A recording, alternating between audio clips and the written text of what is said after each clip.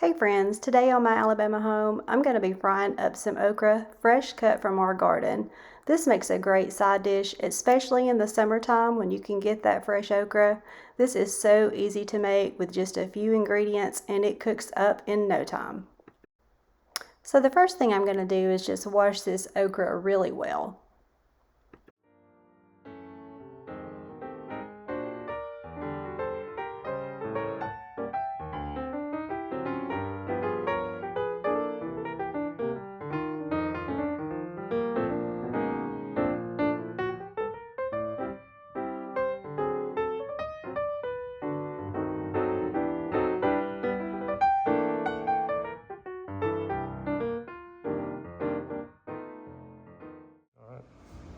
I like to let my okra sit in buttermilk for about 10 minutes before I batter it, but today I didn't have any buttermilk, so I'm just going to make my own. It's really simple to do. All you need is 1 cup of whole milk, 1 tablespoon of white vinegar, and just stir that together, and then I just let mine sit in the refrigerator for about 15 minutes and you have buttermilk.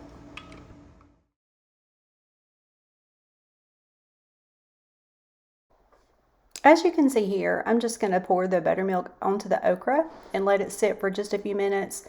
If you don't have buttermilk, that's okay.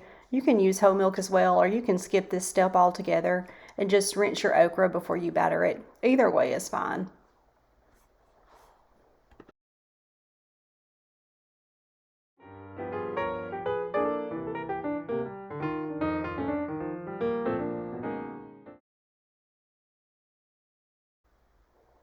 Okay, for the dry ingredients, all I'm going to do is add 1 cup of flour, 2 teaspoons of seasoning salt, and 1 teaspoon of black pepper in this little container. I don't know where my mom got this, but I love it. It's just a little battering container and I love it. So I'm just going to shake this around and get that all good and mixed up. Okay, so now I'm just going to take the okra and put it in this container, put the lid on and shake it up really well.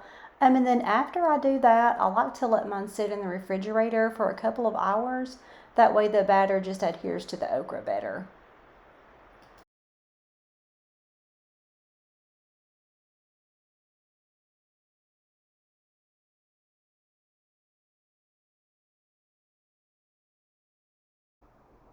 Okay, so here I've just added some vegetable oil to the skillet and I'm going to turn this up to about medium high and let this get nice and hot. And just to check that, I just take a little pinch of the flour mixture. And when it sizzles up like this, it is ready.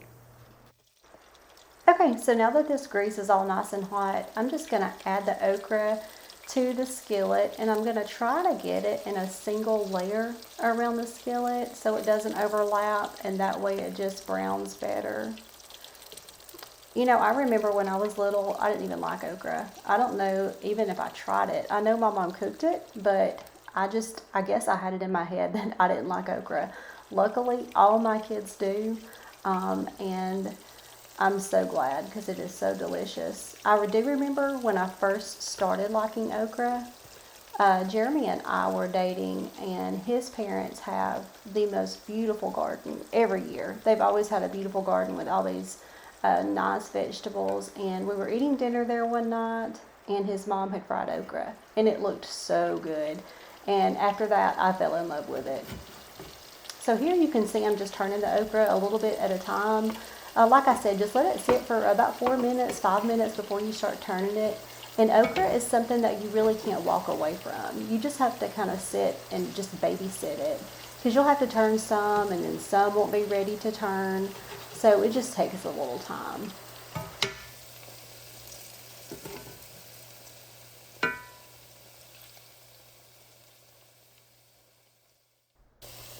You know how I said earlier that I like to let mine sit for a couple of hours in the refrigerator before I start cooking it? Well, this time I didn't get to. I didn't have time. So I just went ahead and started frying. And as you can tell, some of the batter didn't stick to the okra quite as well as I would like it to.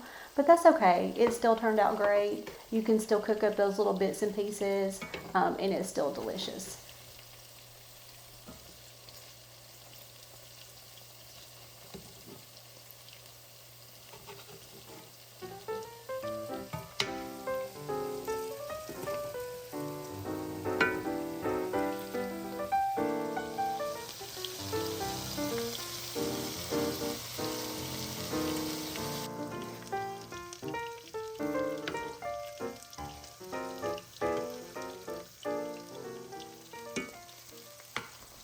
Okay guys, it looks like it won't be long before this is ready to take up. So all I'm going to do is just get a paper towel on a plate and take this up and let it drain.